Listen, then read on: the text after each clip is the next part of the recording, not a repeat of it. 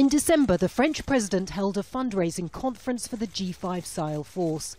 Back then, a promise of $100 million by Saudi Arabia added money already pledged by the EU, France and the US. But just over half of the $500 million targeted was raised. The funding shortfall prompted the president of one of the so-called G5 nations to call for more support earlier this month. It is urgent that this force be operational.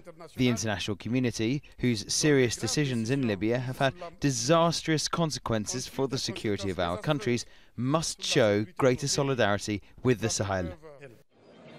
The joint military force known as G5 was launched last year by the leaders of Niger, Burkina Faso, Chad, Mali and Mauritania, and backed by France.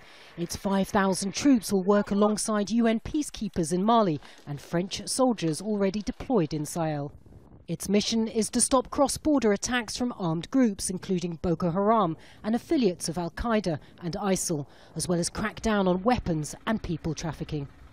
Instability in Libya is worsening the crisis. We have to fix the causes that brought this spread in violence. The big reason is the fall of Gaddafi, and this is the responsibility of the international community.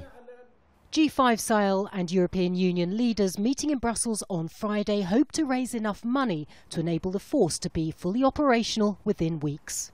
More money for the joint force is essential, but some analysts say it can only be successful if it's allowed to fully cooperate with the national and international forces already deployed. And its operations must go hand in hand with more development in the region, and it must win people's trust. It's vital that the rights of the people are respected. There must be proper training. You can't have troops, for example, who don't even speak local language. It won't work. If the G5 force can gather the necessary money to carry out its mandate, it will be an urgently needed and important step in cooperation in a region where so many people have been killed in violence or forced to flee their homes.